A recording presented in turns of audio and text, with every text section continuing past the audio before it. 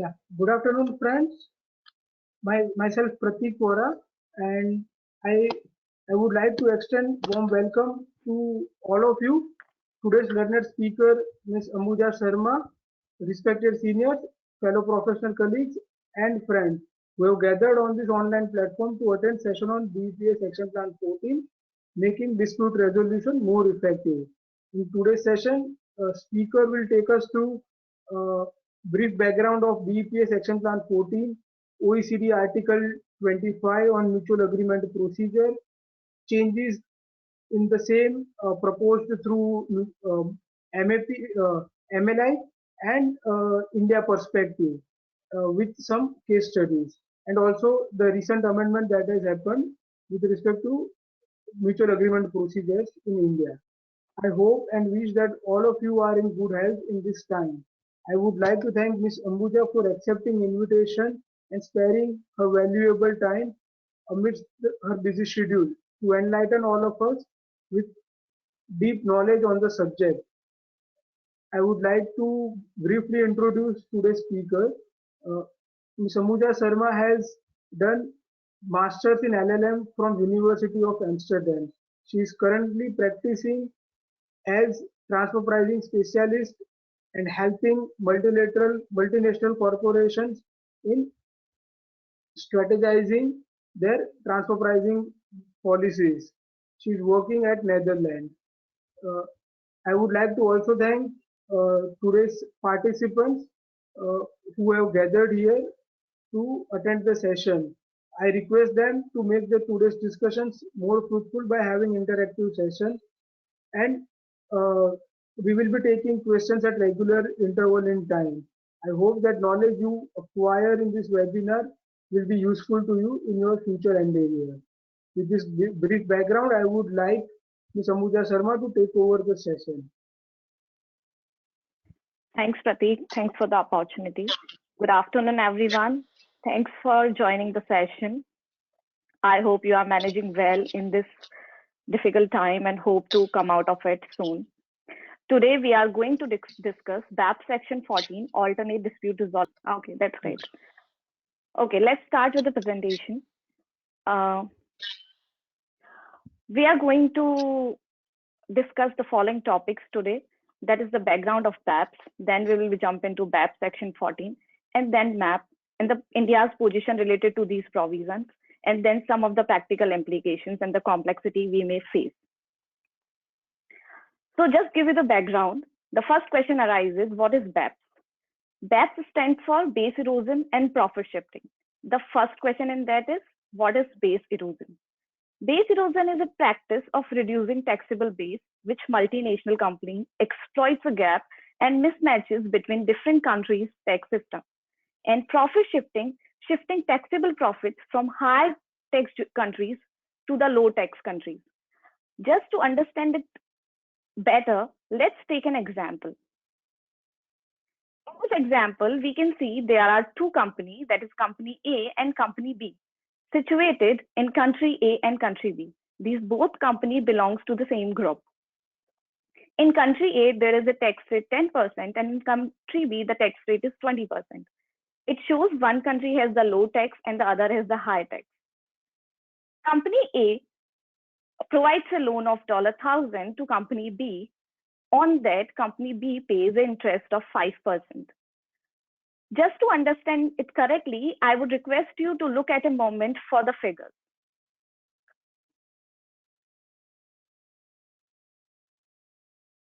I hope you must have seen those figures. Let's discuss them.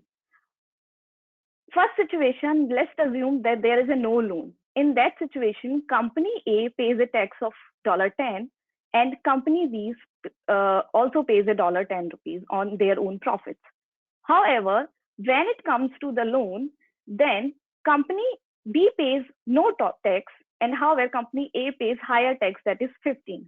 But if we look overall, a group saves $5. How it comes?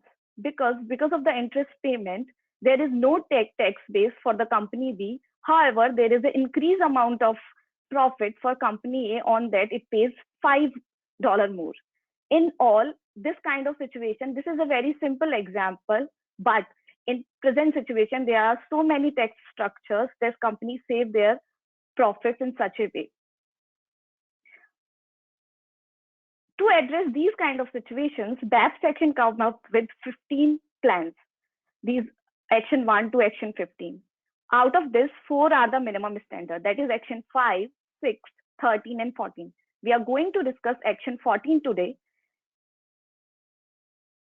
Now let's come to the BAP section 14, that is making dispute resolution mechanism more effective. Before I go with the further, before I proceed further, do you have any questions regarding the BAP?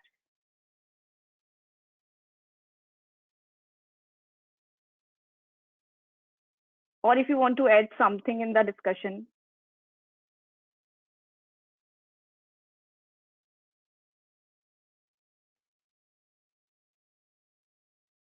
Okay.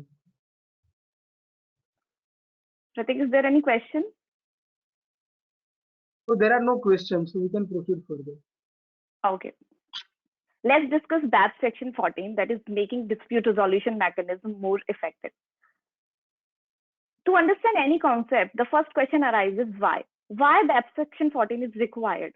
As I mentioned earlier, to address the BAP situation, that is base erosion profit shifting situation, OECD has come up with the BAP section plan.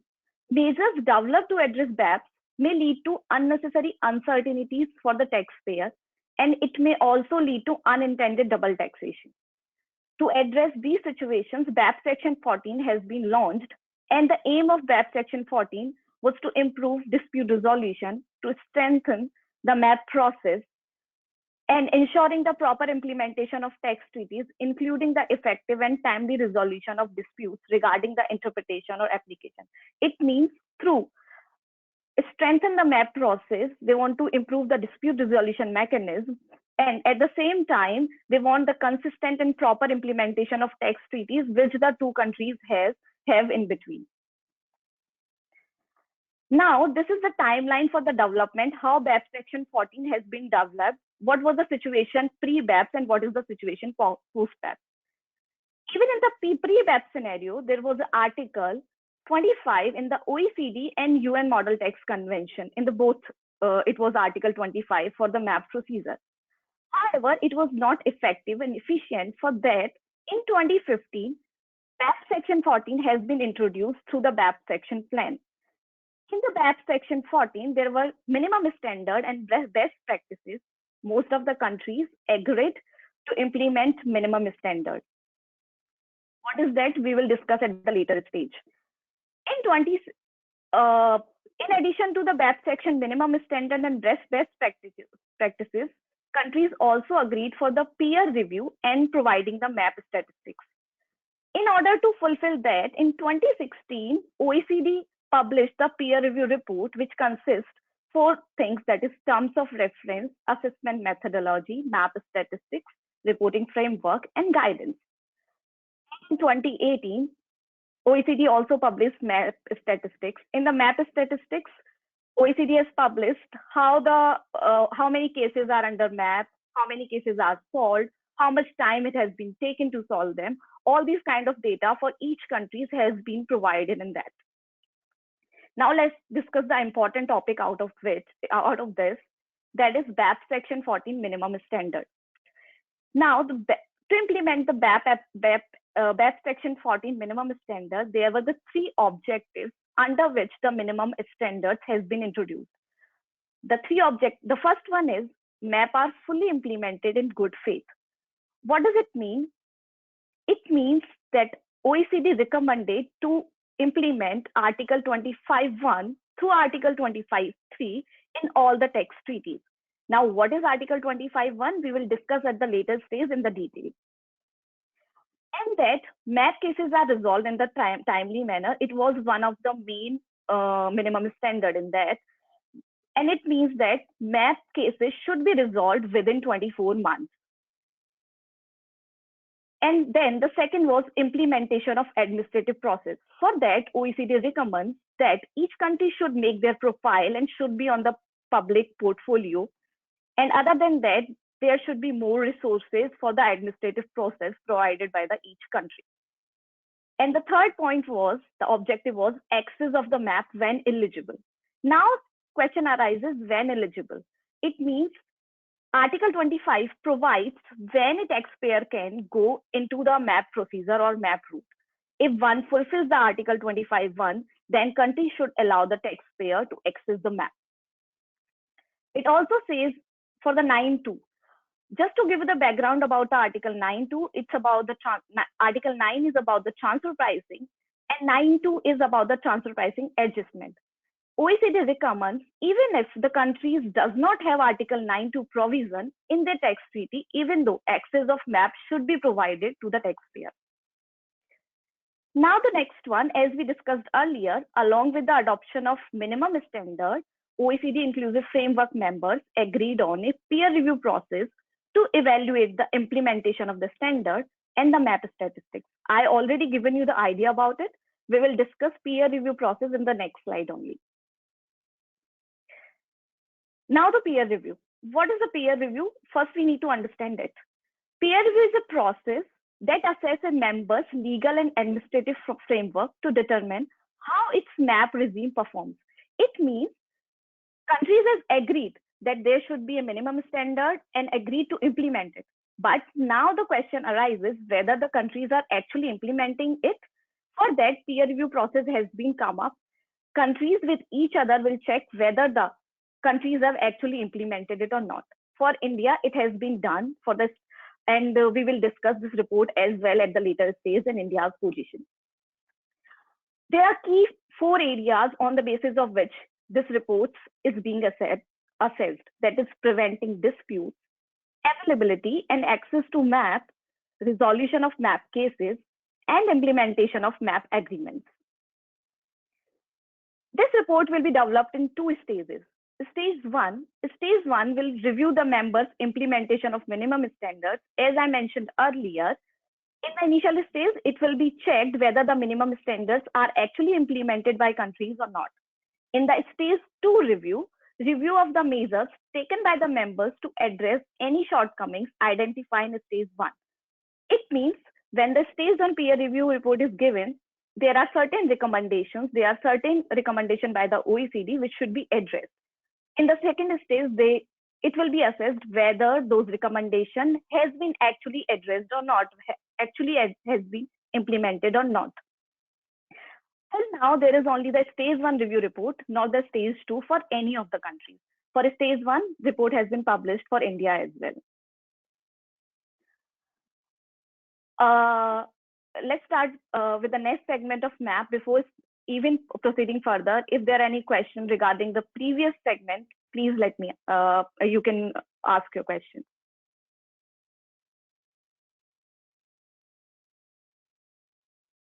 So far, no questions. Okay. And I'd like to intimate participants, whenever they have question, they can put it in the chat box, and if they want to supplement to their question and want to add to it, they can raise their hand, and they will be unmuted. So yes, there are questions. Just a second, I will read it out. Okay. What are minimum standards under Action Plan 14? So what is to be minimum applied? That I discussed in the slide. These are the 3 objectives under which the minimum standard are given. And this is the main minimum standard, the 3, that map are fully implemented in good faith and map cases are resolved in timely manner, implementation of administrative process, and access the map. To do all these things, there are things given in the report, which we'll discuss step by step. As I mentioned, the Article 25, 24 months requirement, that we will discuss step by step at later stage. But these are the main 3 steps. Okay. The next is who will carry out peer review process? Countries with each other will carry out the peer review process. There are a group of countries which are reviewing for each other. Like for India, there is a group of other countries which are reviewing and giving their feedback to OECD, and there is a particular framework given by the OECD in its peer review report. And on the basis of that, those questions are answered by the other countries. And in this way, peer review report is done. Okay. We can move forward. Okay, thank you. Okay, now we are going to discuss mutual agreement procedure.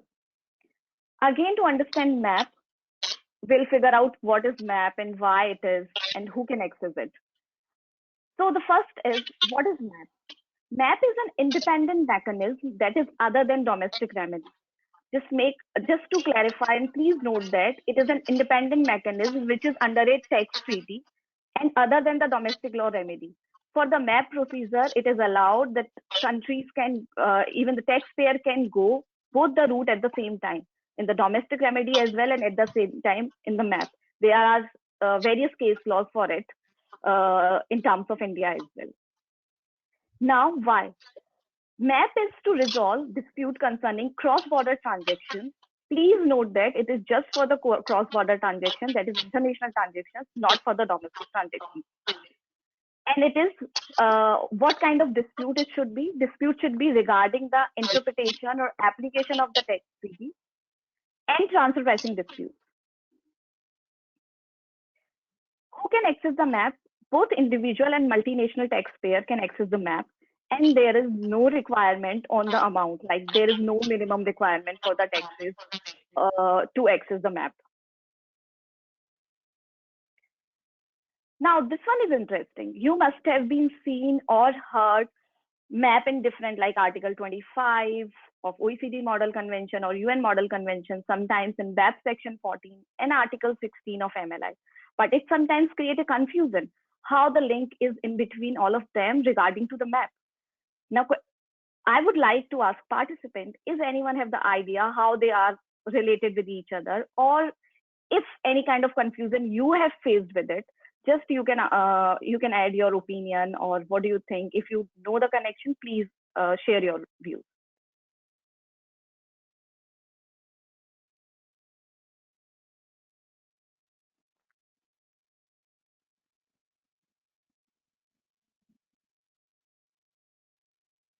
I use that so basically largely Article 25 of OECD Model Convention covers provisions relating to mutual agreement procedures. However, Yeah. they are not adopted by all the countries in their respective treaties. So in order to provide that benefit for dispute resolution, uh, it has been incorporated in BEPS Action Plan 14, and the resultantly Article 16 have been incorporated in MLI. Yeah. I agree. It's totally the same way. Just to give you I just want to add few more things into it. Pratik has clearly mentioned all those issues and interconnection between them. But just to make you more clear and add few more things, that's true. Article 25 was already there. MAP was already there through Article 25 of OECD or UN Model Convention, but it was not effective. To make it more effective and efficient, BEPS Section 14 has been introduced. BEPS Section 14 has given the certain recommendations. However, countries agree to implement minimum standard, but the question arises how to implement in the existing tax treaties. For that, MLI has been introduced. And you know, MLI has incorporating all other articles as well. Article 16 of the MLI consists of MAP, and through which existing treaties has been modified regarding to the MAP. And in addition to that, OECD also incorporated all these BEPS section minimum standard requirements in the Article 25 of OECD Model Convention 2017, on the basis of which future treaties will be concluded, and there will be equality in both the treaties.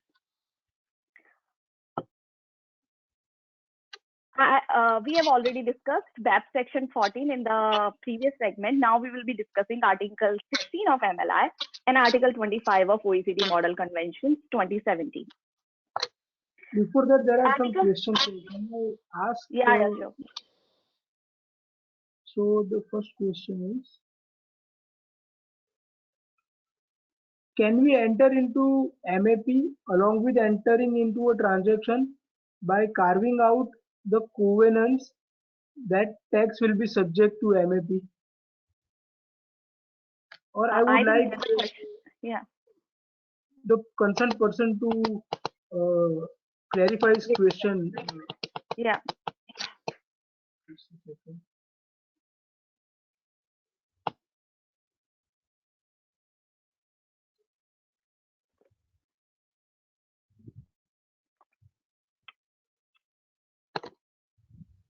Yes, Mr. Sanket, I have unmuted you. You can. Yeah. Yeah. Hi. Am I audible to you? Yes, Yeah, yes, sure. you are audible. Yeah. So suppose let's suppose take an example. There's one MNC who wanted to enter into India. Okay. So there's no clarity on the on the arm's length price. So can we Okay. enter into a transaction like that? I will charge so much of royalty, but the taxation on that royalty will be subject to the map for which we have already filed an application to either India or in which it is located, that MNC.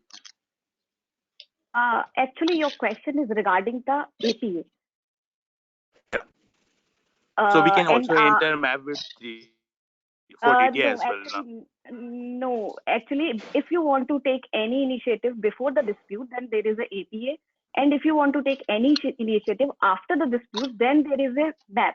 However, just to clarify, because I have seen in most of the Indian cases, they have used mutual agreement procedure quite often, and it creates confusion. I understand that point. Hmm. Actually, for even deciding the APA, especially in bilateral and unilateral cases, countries by the mutual agreement decide about the APA, like what kind of arm length price can be in certain kind of transactions. Okay. And after that, MNC can apply, like you have decided by the mutual agreement, this kind of APA, and I want to apply for this, whether I am eligible or not. Hmm. Don't get confused with them. If you do not have dispute and if you want to apply initially, then it's a APA, and if after dispute, then MAP. Is it clear now? Yeah. So to sum up, before entering into our transaction, we have to apply for APA, and after Yes. entering into our transaction, we can apply for MAP and all. MAP if there is a dispute. There is a dispute arising to it. Yeah. Yeah. Yes. Okay. Got it. Thanks a lot. Yeah. You're welcome.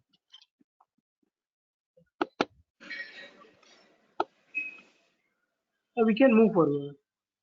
Okay. Thank you.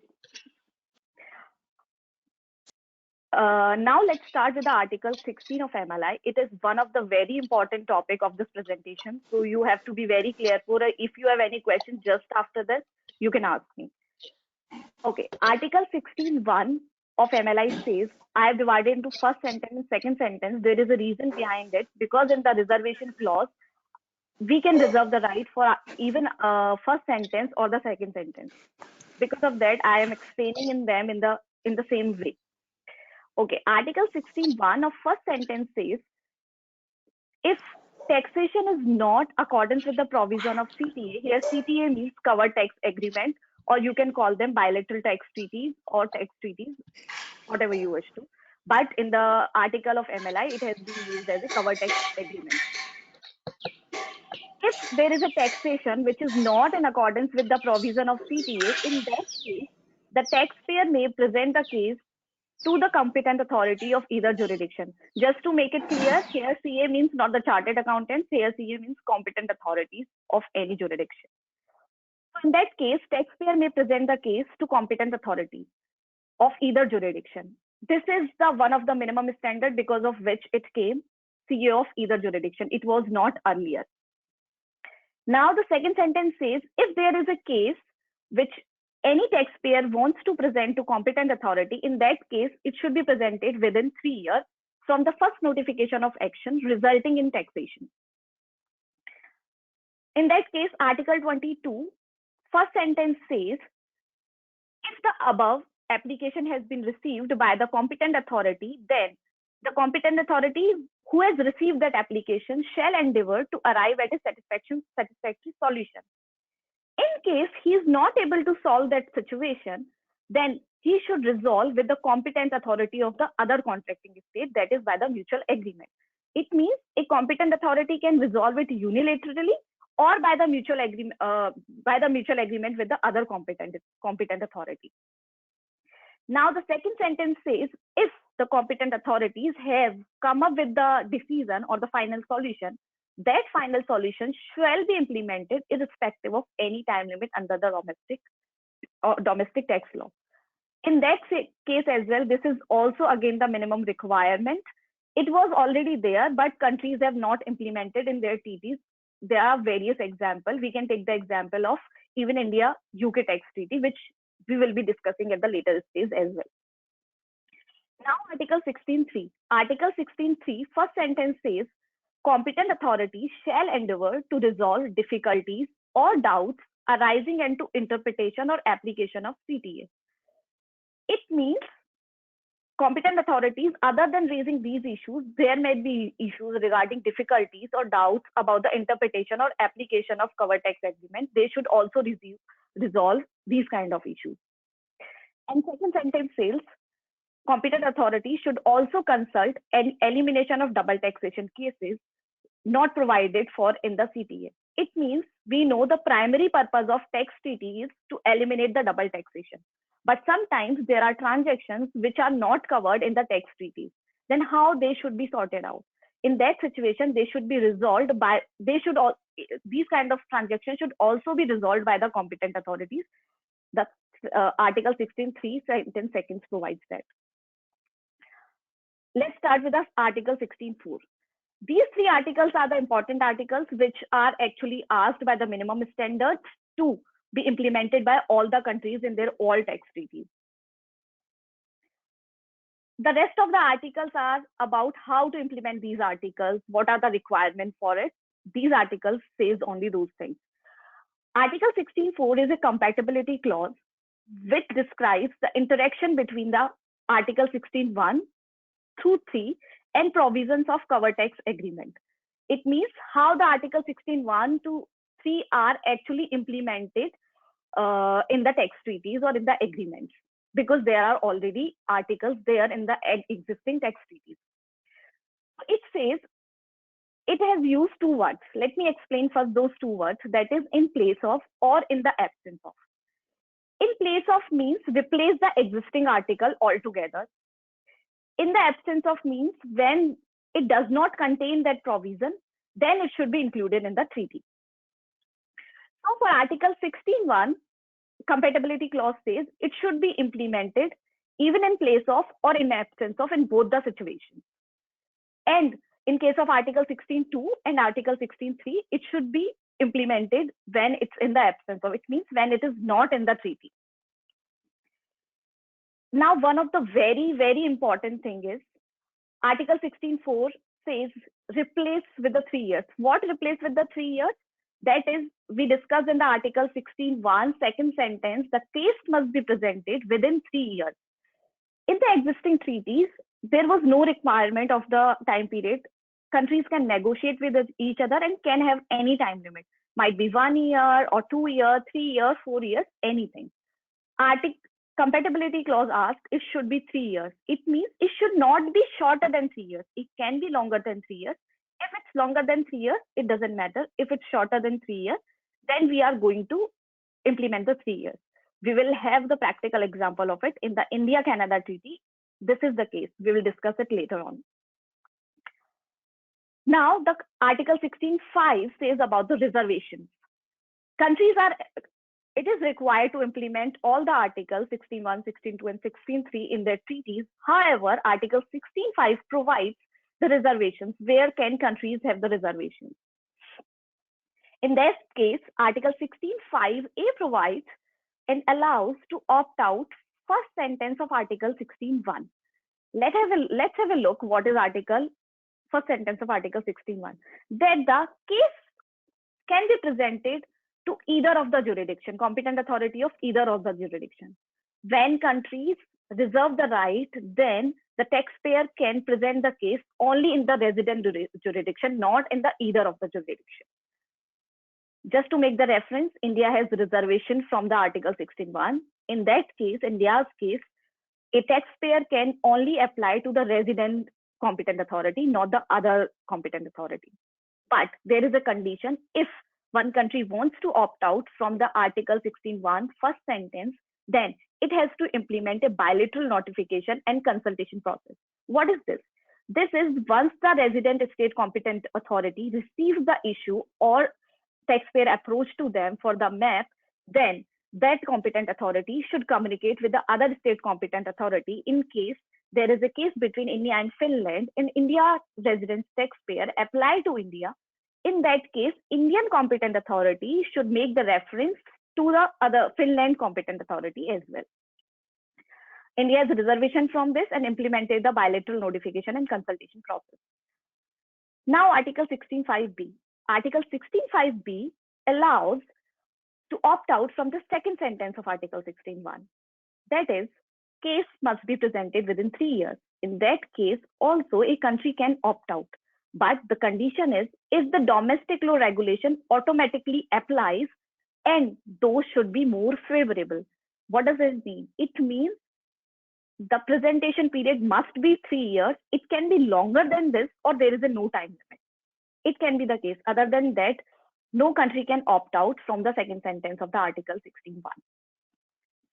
Now, Article 16.5c allows to opt out second sentence of Article 16.2. Let's have a look about the second sentence of Article 16.2.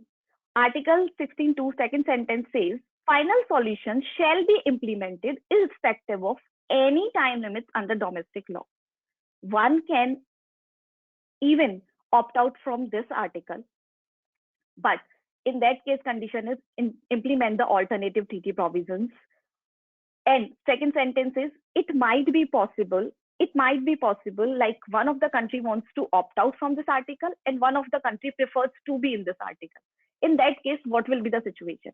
In that case, countries will bilaterally decide what will be prevailing in this situation. Now, Article 16.6, it is nothing. It's about it requires number of notification, which at the time of depositing this MLI provision, country has to tell like what are their reservations, what are the relevant provisions about it, and what is not relevant for these provisions.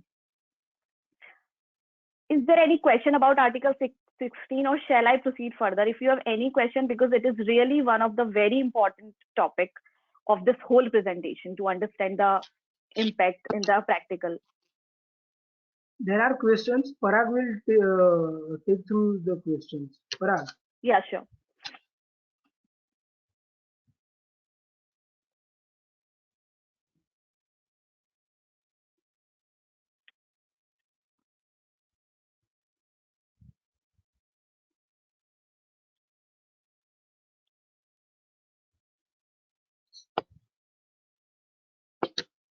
Parag, if you can read out the question.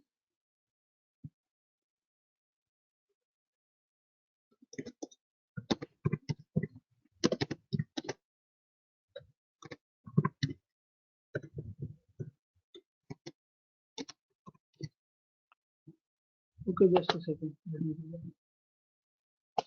So the question is that action is to be taken within 3 years.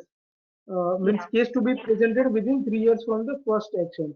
So what does that first action mean? Means there are processes basically. One is show cause notice, other is draft assessment order, third is demand, and again it is at each stage basically. So it can be further litigated. So what should be the from where the 3 years should be reckoned?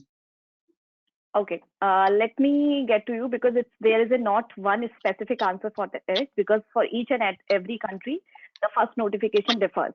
That's why it said the first notification of action resulting in taxation, where the taxation arises. In India, generally, even though India has not given any guidelines on MAP on these things, but I have seen some of the case laws where it has been seen after the first final draft of assessment order, that is taken as the first notification of action in India. Okay. Okay, just a second.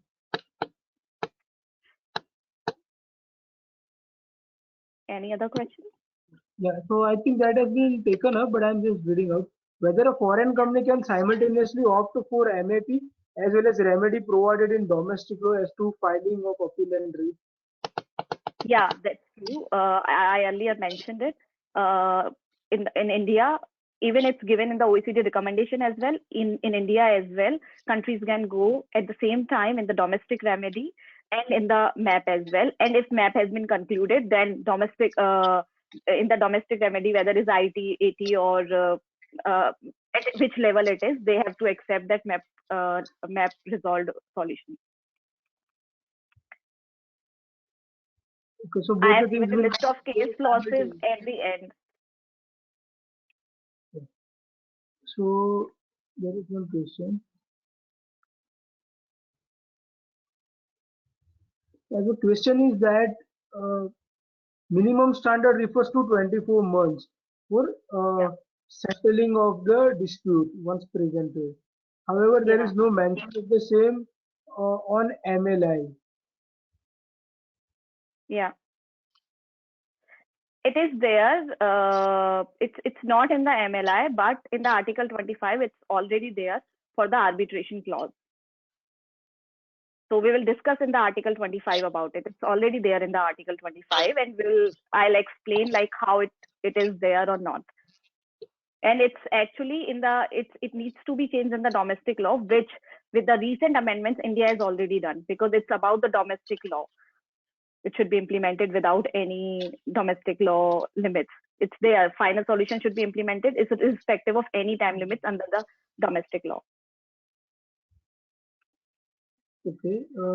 Can another country disregard the MAP carried out by another country? But I do not understand the situation in which it is. No, actually, because mutual agreement process is about the mutual agreement between two countries. I would like to unmute Mr. Sanket if you want to add it. Yeah.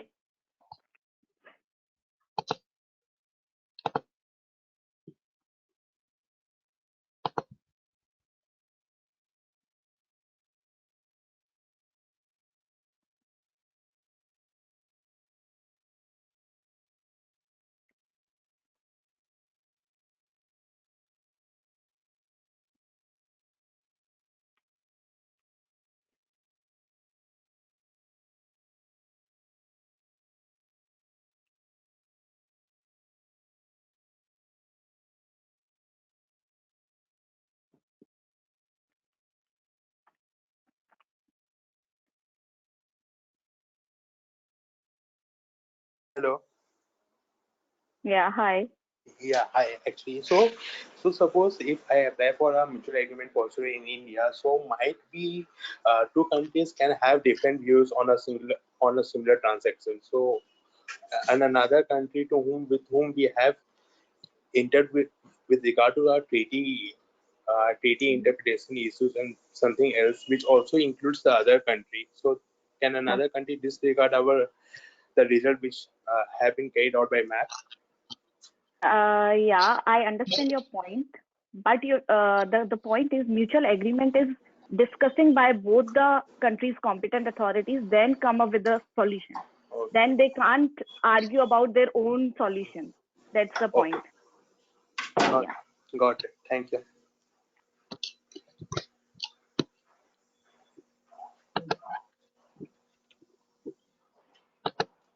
Yeah. Pratik, any other question? Yeah, there are questions. Okay.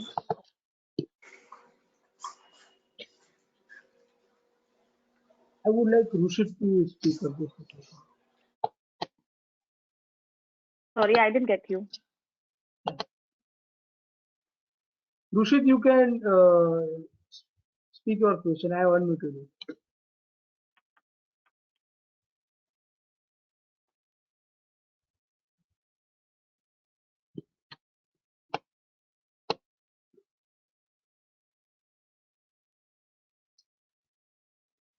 Okay, one question is that whether MAP means whatever resolution have been agreed in MAP, can it is public document, normal people can view it anywhere like an high court order or so. It is a confidential one.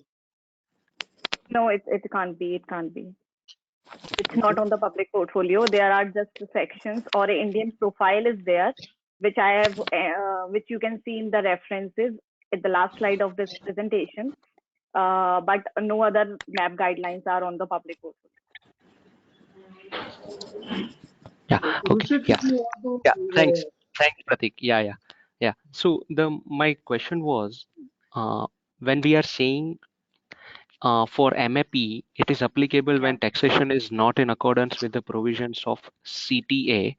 But if CTA has a clause of other income, which is a residuary clause, in that scenario, what could be the examples of applying or going scenario for MAP?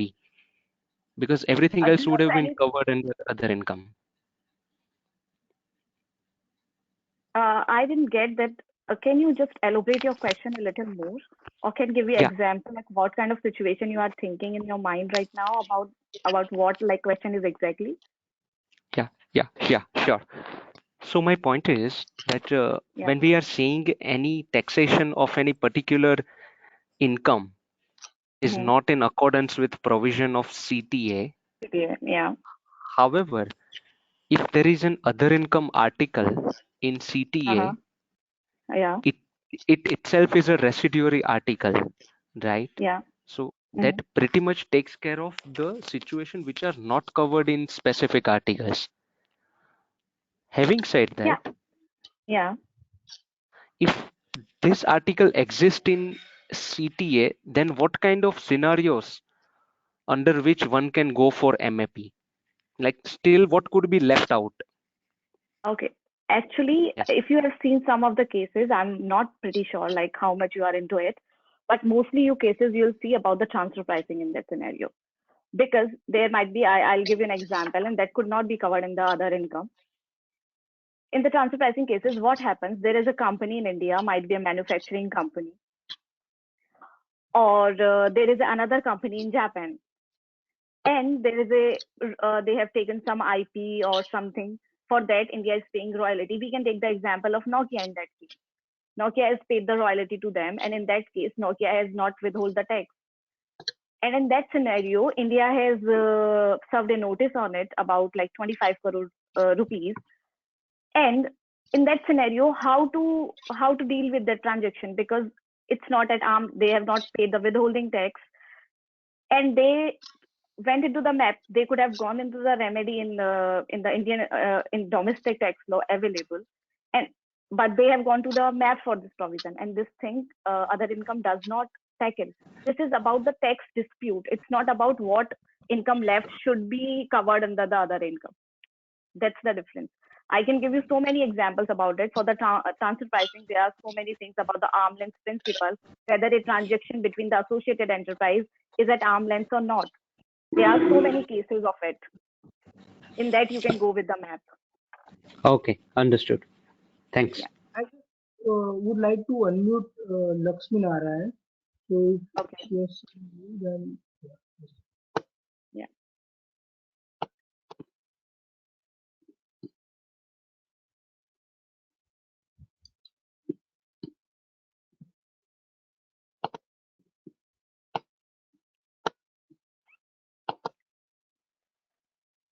I hope I'm audible. yeah, you are audible now. Yeah, Lakshmi. Thanks, Pratik, for this opportunity. And I've been listening to this presentation, and I'm glad that Ambuja is on with us for explaining this provision. Just to supplement her point on the question which someone had right now, just as an addition, if I hope like it might explain something as an additional supplementary thing. So someone was raising the question like, how do I enter into an action where it is not in accordance with the provisions of comprehensive treaty article, and if there is a residuary income article treaty. So for example, I'm saying on a model basis, most of the residuary income article 21 gives the right of taxation to residence country. For example, if two countries are having a dispute about a transaction, for example, India treats it as a transaction which has to be taxed under the royalty income. So it treats it as an Article 12 based taxation. So at source level itself, royalty is being taxed on a withholding tax basis at 10%. So my client who's sitting in India, an MNC, is already suffered a taxation of withholding tax at 10%, but correspondingly, the resident state does not give me a relief in tax treaty, double taxation provision, because it treats it to be a residuary article income, where the entire income should have been treated as taxable at resident state. So there is an unresolved tax, double taxation. So the client has an opportunity to say that this taxation is not in accordance with the provisions of the tax treaty article. So this has put me in a kind of an unavoidable double taxation. So I go to a MAP procedure to help to seek for a solution between two competent authorities, so that they come to an understanding. Either someone gives it away to treat it as royalty income, or treat it as a residence income, based on the competent authorities discussion happening between them. So I hope at least it could clarify some aspects of it. Thanks, Lakshmi. It's really helpful. Thank you so much. And thanks, Ambuja, for your presentation. Yeah, I think we have taken up the questions. We can proceed further. Okay. Now let's start with the Article 25 of OECD Model Convention 2017. Article 25(1), 2, and 3 of OECD Model Convention 2017 are exactly same as we discussed the Article 16(1) to 3. I have already mentioned the reason behind it, because for the existing treaty, MLI has been come where Article 16(1) to 3 has been given, and for further treaties, it will be based on Article 25 of OECD Model Tax Convention 2017. So these articles are exactly same. However, Article 25(4) and 25(5) was already there in the 2014 model as well, and some of the countries have these provisions and some are not, but they are not the minimum standard articles. So it's again up to the wish of the countries whether they want to include it or not. Now, Article 25(4) says competent authorities may communicate with each other directly, that is without going through a diplomatic channel. It means without going any formal channel, countries may communicate with each other about any discussion. If they wish, they can communicate it to Joint Commission. It's additionally given that countries can, competent authorities can communicate with each other without any formalities. Article 25(5), it provides a mechanism to allow the taxpayer to request for the arbitration of unresolved issues. It means that if any issue is not resolved within 2 years, as I even received a question about the 24 months, here it lies, if any issue has not resolved within 2 years, that is 24 months, then it automatically goes to arbitration if a country has adopted for this. If a country has not adopted for this, then it can't be. In that case, India has not opted for the arbitration clause. India does not have arbitration provision. India has even yet opted out from it. So in India, this provision does not apply at all. However, how the 2 years thing apply, we will discuss it later in the India's position. This is a comparison between our OECD Model Convention 2017 and UN Tax Model Convention 2017. Quite some provisions similar, but there are some differences in these provisions. That is about the Article 25(1). In OECD, taxpayer may make a request to either contracting state. In UN Model Tax Convention, taxpayer can request to resident state or the country of nationality in case of non-discrimination clause. Just to make it clear, even prior to 2017, it means 2011 or 2014, even OECD has the same provision, but it has been changed to BEPS Section Minimum Standard 14. Article 25(2) and 3 are exactly same in both the model conventions.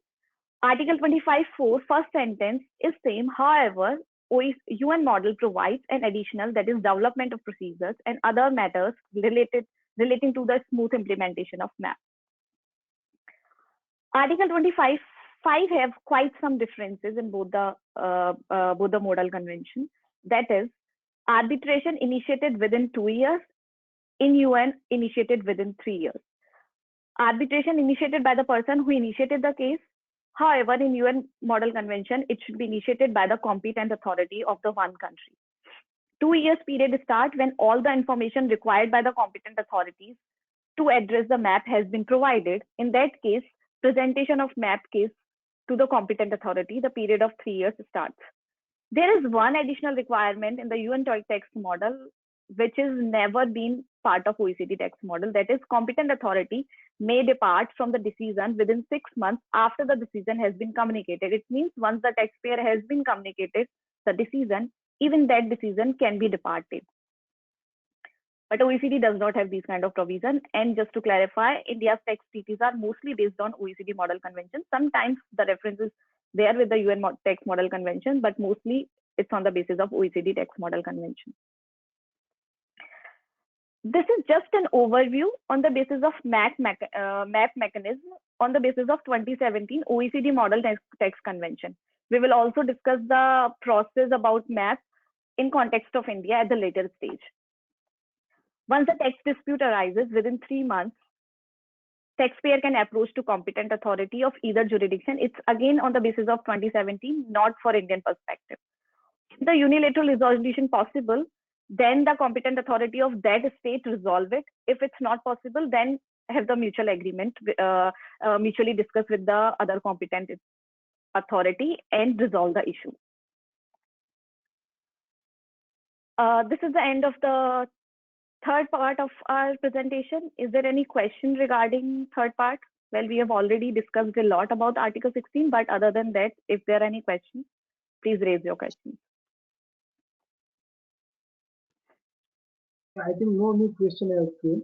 We have dealt with most of them, so we can proceed. Okay, fine. Now we'll discuss India's position. In that, it is a glance of DRM in India. Like, what is the dispute resolution mechanism?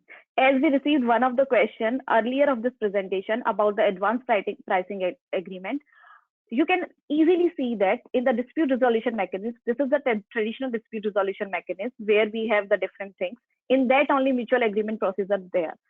And the other part is about the dispute prevention mechanism. It is before before the dispute arises, before that we go with the advanced pricing agreement or safe harbor rules. I'm not going into the detail about it because we are discussing just about the mutual agreement procedure in this part. And now question arises why we are discussing it, why we are discussing about the map, how it is relevant to India. For this, I have come up with these news alerts, which you also have been listening or reading about it. India has recently amended its map provision. India amends, and these are the headlines of the news about the Nokia case, about the amendments. And this is quite been from 2 or 3 years, which we have not been seen earlier. So this is the list of cases where map has been used in Indian cases, and there you can understand it quite clearly. You can use these cases. If we are going to have time at the end, we can discuss any one of them at the later stage. But before understanding the provision of India's provision, it's not useful to discuss it right away. Just to understand the situation of India, how it is since beginning to now, what is the era of pre-BEPS and what is post-BEPS, just understand this position and timeline. In the pre-BEPS era, provisions of Article 25 of OECD Model Tax Convention was there in most of the tax treaties. However, it was not effective and efficient. BEPS Section 14 has come up with the to make it more effective and efficient. India has agreed to implement minimum standards, and now MLI is also effective in India from 1st October 2019. However, India has reservation from the first sentence of Article 16(1) and the arbitration clause. We have already discussed what is the first sentence of Article 16(1). That is, a taxpayer in India can only apply to resident competent authority, not the other competent authority. Now, in 24/10/2019, a stage 1 peer review report has been published by OECD for India as well. It says India meets half of the elements. We will discuss what elements has been met by India and what are the extra requirements. On the basis of this report, India has come up with the amendments recently on 6 May 2020. We will discuss these amendments as well. Now, the peer review report in India. As I mentioned earlier, peer review report has the key 4 key areas, that is preventing disputes. India meets minimum standard about this, as if India has in place a bilateral APA program and the rollback program as well. Resolution of MAP cases. In that, India needs to change few of the things. OECD recommended the timelines for MAP closure, that is 24 months, which India does not have. I should say which India didn't have. Now India has after the amendments. Resolving MAP cases involving the fact-specific issues and arbitration clause. India still has a reservation from the arbitration clause. With regard to the implementation of MAP agreements, India has implemented, India has fulfilled the requirement of minimum standards. This is the last part of the peer review, that is availability and access of MAP. I have come up with main requirements which India met and which India does not meet. The requirements which are met by India is access to MAP.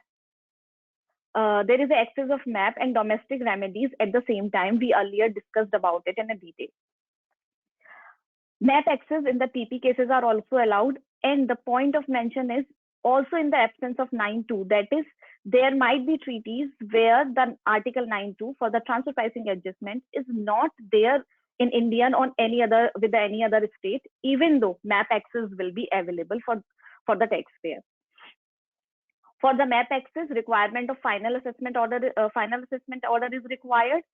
MAP access concerning the domestic anti-abuse provision. For the domestic anti-abuse provision, MAP access is already also there. However, there should be double taxation only in that case. Domestic anti-abuse provision, MAP access will be there. India provides MAP access where the sufficient information is provided, and the areas where there is no MAP access. In the absence of double taxation in India, you can't go with the MAP route. If fiscally transparent entities or a single membership partnership cannot go with the MAP access route, and advanced tax ruling or the audit settlement by Income Tax Settlement Commission, they can't go in the MAP route, and there is a reservation from Article 16. For all these things, OECD recommends India shall implement them as well. They should be given the MAP access in these situations as well. On the basis of this, India has changed quite some, India has come up with quite some amendments. We will discuss these. All this graph shows this is about, now we will discuss about the domestic regime. The article, the Rule 44G provides the MAP rules in the domestic regulation. And these all things are after the amendments. So I'll even separately discuss the amendments, what are the amendments, but first let's have a look about the domestic regime. In the domestic regime, a resident assessee or a taxpayer may refer its case to Indian competent authority if actions are not accordance with the agreement. On the other side, a competent authority of which is not in India, that is outside India, of the other state, may also make a reference if it finds any actions which is not accordance with the agreement, either in India or in his own state. It can also make a reference. Resident assessee will make the reference in Form 34F. For now, I have taken these names from the profile provided on the Indian government website. For now, the MAP procedure can be approached to these persons. And once it is received by the Indian competent authority, they can call for documents from IT authorities, taxpayer, authorized representative in India. And they can also call them for the discussion. This is the recent amendment from the May 2020. Now, it is required in India to resolve the issue in MAP within 24 months. This is one of the major amendments made on 6 May 2020. Other than that, once the agreement has been reached, a mutual agreement has been reached, then Indian competent authority needs to communicate to taxpayer. Again, there is an amendment about it. We will discuss it in the next slide. However, there is a condition in India that the result should, the mutual agreement should not result in decreasing the income or increasing the loss filed by the taxpayer in the Indian income tax. This is to in line with the TP regulation. You all must have been read in the TP regulation, domestic TP regulation. This cannot be done. So in that scenario, let's discuss further. This is the process till the time we reach to the agreement. Now, what after reaching to the agreement? So this should be resolved within 2 months. And then after this, to proceed this MAP process, like post MAP resolution, there is no time limit. And this is also the part of amendment. This process is whole part of amendment because the process was different initially. Initially, there was no role of Indian competent authority in communication with the taxpayer.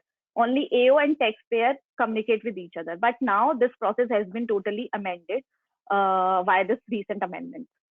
Now, Indian competent authority, once come up with the solution, communicate to taxpayer, then taxpayer within 30 days of receipt, accept or withdraw the appeal and communicate to Indian competent authority. Then Indian competent authority communicate it to prescribed authority and they forward the same to AO. Now AO intimate the tax demand or refund within 1 month and taxpayer furnish the proof of payment. Once AO receives the proof of payment, now AO needs to send a copy of order to Indian competent authority. Even it was not there initially. Initially, there was a time limit to perform this process. It was 90 days, but now there is no time limit. It is again to make it more effective. They have come up with 24-month guideline, really wanted to make the MAP resolution more effective and efficient. And now just to give, we have quite a lot discussed the amendments in those previous slides, but even though just to give you some more things which we have not discussed. Earlier, there were 2 rules, that is 44G and 44H. They are combined into the single rule, that is 44G only. Now in Form 34F, there is an additional requirement to furnish the details of the remedy sought in any other country. That means if there is if a taxpayer is filing or approaching to the Indian competent authority, it needs to file the details if he has filed for any remedy in any other contracting state. We have already discussed Indian competent authority may call for the documents or call for the discussion, the IT authorities, taxpayer, authorized representatives in India. Other than that, issue must be resolved within 24 months. MAP resolution should not result in decreasing of the income or increasing the loss declared by the Indian taxpayer. This is in line with the TP regulation, as I earlier mentioned. Now about the statistics data. This data I have picked up from the OECD data, which is given for India. As we discussed earlier, data will be also provided, like how many cases has been sorted out, what time duration has been there. In that case, I just want to mention only one thing, not going into the detail. That is, cases started before 1st January 2016. You can see there are 460 cases. But on or after 1st January and till 2018, the cases are comparatively higher. It's 199. It shows like now companies wants to go or taxpayer wants to go more in the MAP procedure as it was earlier. It is because of the implementation of BAPS plans. And other than that, the average time was around 60 months by India to concluding the MAP. But now the time limit has been changed and it will also impact with the MAP procedure and the number of cases. Any questions from this part? Yeah, I have one We'll go question. into the next part. Yeah, sure. So if we go to that provisions, Indian tax provisions, it says that when a case is presented by any resident of an India, it should not have effect of reducing his taxable income or increasing the loss. Yeah. Okay, but if we see that, is it not against the OECD Model Convention provision, specifically for, I would say, second para of the paragraph 3, which provides that Which provision you are talking about? Can you make it again? Yeah, so basically I am saying that DTAA many a times does not provide 100% double 100%, it cannot eliminate 100% double taxation. Okay, Yeah. it is not eliminated through provisions of the DTAA, but mutual agreement procedures provide that scope basically for cases which has not been explicitly covered, and in order to eliminate double taxation, cases can be presented and dealt with in MAP process. So in that case, normally a person would try to seek remedy in his resident country. Uh, So in that case, if say there is a P in India, okay, that is in taxable income is low, but mhm, it has been already been taxed on gross basis in other foreign country. mhm. So in order to and foreign tax credit may not be available because Yeah. that corresponding rates are there. So in that situation, whether uh, probable solution to eliminate double taxation is to approach MAP. But this Mhm. particular situation, which does not allow to reduce uh, taxpayers' income, would come Mm. in its way, basically. Yeah, that's true. That's I agree with this point. It will, but they want to just in line with it. But mostly cases are about the assessment or about the tax. Like it should be this much of tax. So sometimes they reduce the tax, but not decrease the income or increase the loss. That's the point. But yeah, that's totally true. It might come into the way. So only point is that if that has been restricted or limited to the words income or loss, then it should be Yeah. still fine because it provides the Yes. way out for giving credit The of or tax. refund of taxes. But Yes. uh, Yes. if it's extended to taxes as well, then we can have issue. Yeah. That's true. If it's about the income or loss, then that there is a issue. If it's about the tax, then they can reduce, or in that case, they can negotiate. Okay. Yeah. Any other question? Parag, any question came up? No, we can go ahead. Okay. Okay. After this, let's talk about the practical complexity. In that, you all can participate and you can make your own views in that. I have taken the examples from the actual tax treaties. These are not the hypothetical examples, just to make it clear. In the India-US treaty, MAP is already there. However, MLI is not applicable in India-US treaty. You all must be aware about the fact like USA is not signed for the MLI. Now, what will be the implication? Whether MAP applicability will be there or not? If anyone wants to answer or give the reasons about it. If it provides, it shall continue, basically. Yeah, the map in the map in the existing treaty will continue, and map provision will be there, but there will be no impact of the MLI because in USA has not signed the MLI. In the similar situation, India, Netherlands, there is a map. However, MLI applicability is also there. In that situation, provisions of MLI map will be applicable, not the not the original treaty provisions. However, considering the reservation, as I mentioned earlier, India has a reservation from the first sentence of Article 16.1. In the India-Yemen treaty, there is no MAP provision in the existing treaty as well, and there is no MLI applicability.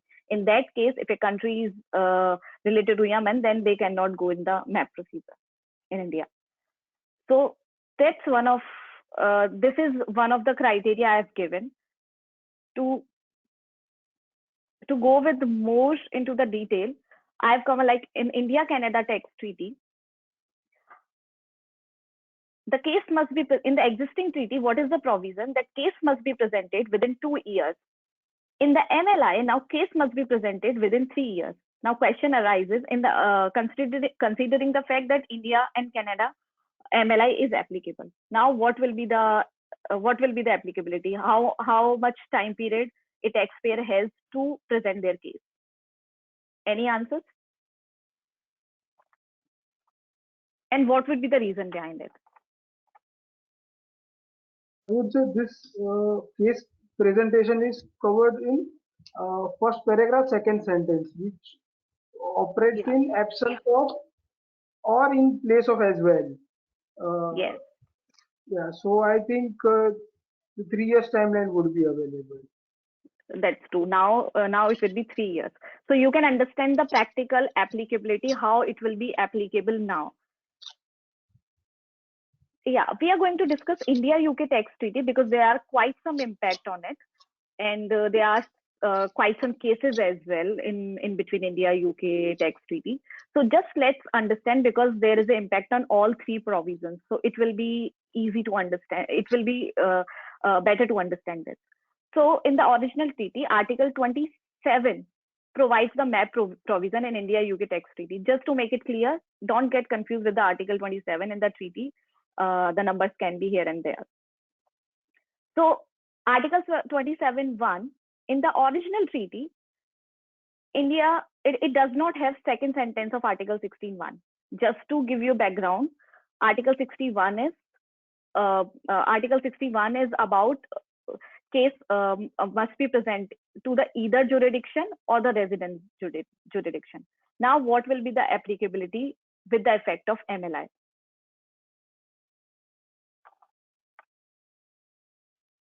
Any answers?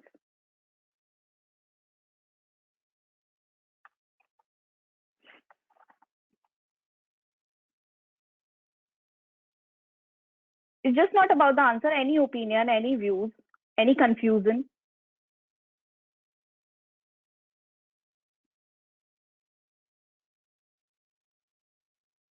You can write in the chat box as well. I would request participant to be somewhat interactive so that if you are having some other views also, it get clarified here. That's how it will be If helpful there is to all any of us. confusion, just yeah.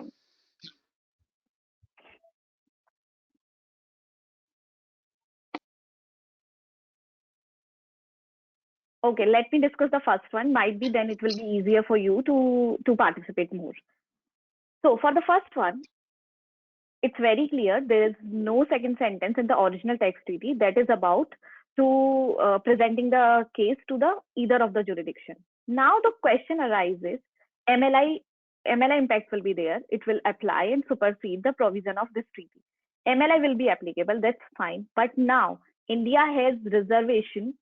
Now it will be included in the tax treaty. However, India has reservation from the either state. In that scenario, in India, it can be applied to the competent authority of the resident state. Other than that, all things will be there. So MLI applies, and the reason is second sentence of Article 61 of MLI applies in place of or in absence of.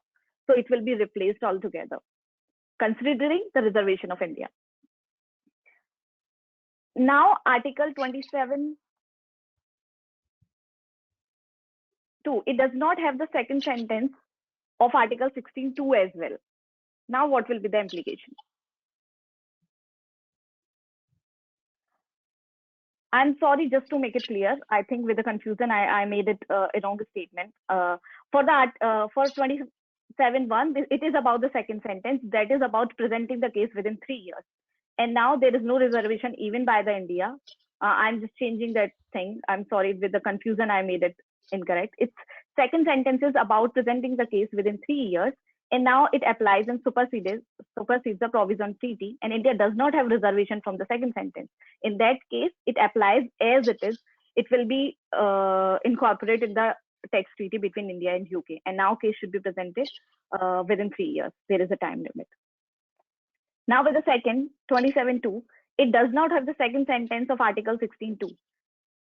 Now what will be the implications? MLI is there. Now what will be the implication? And India does not have any reservation from the 16(2) second sentence. Anyone wants to give their opinion? I would say this is not kind of a minimum standard. Means it operates as in absence of, and the absence need to be notified. So once it is notified and it is matched by both the parties, and the reservation has not been opted, in that case it will apply. Modified both the parties. Yeah, very true, very true. That's in that case as well. It's in the absence of, and there is no article, so it will be incorporated into it. And if you look at the India UK tax treaty, the synthesis, then it's there as well. The similar situation is there in case of it does not have second sentence of Article 16(3) as well. The same situation will be there. MLI impact will be there, and it will be included in the India-UK tax treaty. I have given the reasons there. You can even refer later on. Yeah. Now I've come up with the India-Australia tax treaty as well. The similar kind of provision, but there is a little bit of difference. That provision are same as Article 16.1 in case of Article 25.1. And what will be the MLI impact? Now there will be no impact as it's already in place. So there will be no impact. It's similar as Article 16.1. The same situation is there in Article 25.2. Provision are same as Article 16.2. There will be no impact as it's already in place. Now the third situation, it does not have second sentence of Article 16.3. Now what will be the impact? There is MLI between both the countries. Any answers? Any guesses now?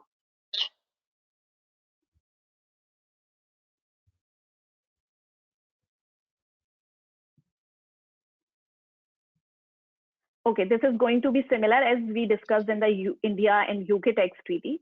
There will be no reservation, and it will be included in the existing treaty now. Article 16.3 will be part of India-Australia tax treaty.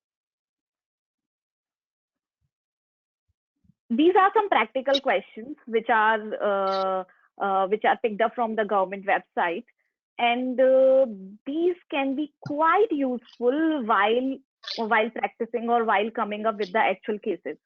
These are like, are transfer pricing cases covered within the scope of MAP? Yes. Are issues relating to the application of treaty anti-abuse provisions covered within the scope of MAP? Yes. Just to make it clear, it's the treaty anti-abuse rules. And again, with the domestic anti-abuse rule, there is a condition that tax is not in accordance with the treaty, only then. And there is a case of double taxation, only then they can go with it. Are taxpayer allowed to request MAP assistance in cases where the taxpayer has sought to resolve the issue under dispute by the judicial or administrative remedies provided by the domestic law of your jurisdiction? As we discussed earlier, in India as well, a taxpayer can go in the both places at the same time, in the MAP route or the domestic route. Are taxpayer allowed to request MAP assistance in the cases where the issue under dispute has been decided by the judicial and administrative remedies provided by the domestic law of your jurisdiction? It means when the case has been decided, can it still be go into the MAP? Yes, they can. The next one is, are tax collection procedures suspended during the period of MAP cases pending? Tax collection, it can be done only if where a bilateral agreement or MOU provides. It means that is the pending tax collection can be suspended for the time period where the MAP case is going on. In that case, it depends on the bilateral agreements only. If it's there, then it can be, otherwise not. They have to pay tax and then only can go with the MAP. It will be according to domestic law, basically. Are there any fees charged to taxpayer for a MAP request? There is no fee for the MAP request. Is interest or penalties resulting from the adjustment made pursuant to MAP agreement waived or dealt with as part of MAP procedure? No. There is a case. I have already put that case in the slide. There was a penalty about the MAP case. Let me discuss it in the brief. There was a unit and there was a company in India, manufacturing company, and the associated company was in Japan. And in that case, there was a transfer pricing issue about it, and Indian authority has served the notice, including the penalty. Then the taxpayer also applied for the MAP procedure, and with the MAP procedure, case has been sorted out.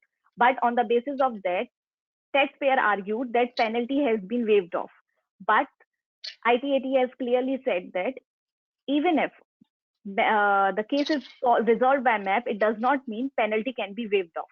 In that scenario, this is the situation. Interest or penalty cannot be waived off by the matter like that MAP, the issue has been resolved by MAP. Penalty and interest will be there as per the domestic provisions. Is explanation of relationship between MAP and domestic law administrative judicial remedies publicly available? I already mentioned there is no public guidance on it. Are taxpayer allowed to request for multi-year resolution through MAP of recurring issue with respect to filed tax year? It means like there can be issue which can occur again and again for the relevant years, but there is no such provision is there in India. For every assessment year, there is a separate, you have to go in separate MAP procedure if there is a dispute. It's better to take APA in that situation. These are all the practical questions which we may come up. At the end, I would like to go through like what it looks like. We have discussed a lot about MAP. We have discussed about BAP section 14. Now, what the future looks like? What can be the way forward? It looks like an effective alternate route for settling disputes, especially with the amendments which are made, because as we know, in the Indian domestic tax system, sometimes it takes a long period of time to resolve any issue. In that situation, countries has given now India is given 24 months deadline to sort out the case in the MAP route. So it can be effective alternate for settling disputes. Other than that, it is a positive signal for global investors because it brings certainty to them. And we may also see many more changes in the MAP rules in the upcoming future, as to make it more effective and efficient. And this may also increase the foreign investment because it provides certainty for the tax regulations, and it may increase the foreign investment as well. These are some references which you may use at the later stage if you require it. And that's it for today from my side.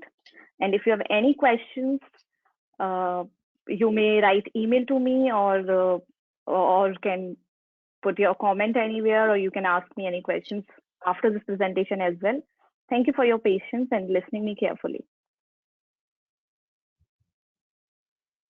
Yeah, thanks a lot. There are some questions. Let me take them. Whether Yeah. Matt, it would apply to ongoing MAP under old treaty. So modifications will be happening through MLI. So those Yeah. provisions, like time limit of 3 years, which is getting extended, Yeah. like Canada treaty, will be effective for which cases basically? So I didn't get it. Can you make it more clear? yeah, so there is For one which case? like yeah. So earlier domestic law would have been providing, say, in some country that there is a limit to which it can be applied, or there is no explicit clarity in the treaty provisions that MAP to be When should be implemented, time limit in the domestic provisions. Now, with respect of MLI coming into force, that provisions have been brought into treaty. It would apply to which cases basically? Means any MAP cases which has been presented after that date, or which is ongoing, or even which have been closed within a very short period of time prior to MLI coming into force. As most of the time it happens after coming the MLI impact, I believe it should be implemented. So cases after the MLI will be presented within 3 years.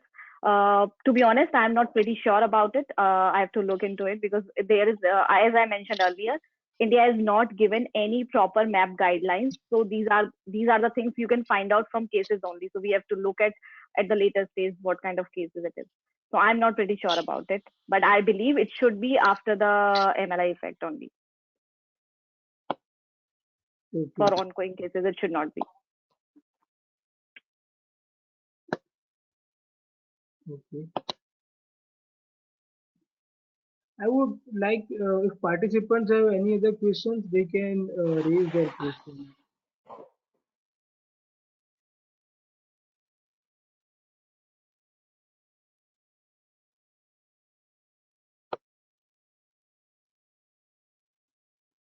I think so.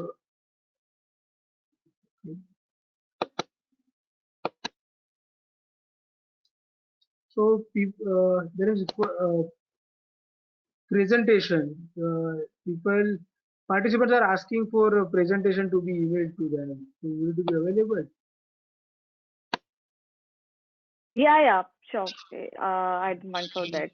We can send them the presentation. Okay, so I would now request Mr. Jatin to propose vote of thanks. Sure, Prateek. I would first like to thank all the attendees who have made this presentation very much interesting by asking queries. Further, Ms. Ambuja's effort that made this complex topic into a simple to learn, and the way she has clarified all the queries are highly appreciated. The presentation was very nicely structured, giving full connection between MLI Action Plan 16, OECD Article 25, and India's position. So efforts by Ambuja are highly appreciated. Further, taking practical applicability at the end has also made us revise the complete topic and has provided us great conceptual clarity as well. So thank you, Ambuja. Last but not the least, I would like to thank Prateek on behalf of all of us for arranging such knowledgeable webinars on continuous basis. Thank you, Ambuja. Thank you, Prateek, and thanks to all the attendees who have asked various queries. Thank you all. Yeah, thanks, Jatin. So we are all signing off, and thank you once again, Ambuja, from my side as well. You're welcome. Thank you. Looking forward for more these kind of webinars. Thanks. Thanks, Ambuja. Okay. It was really a nice session. Thank you. Thanks a lot. You're welcome. Okay.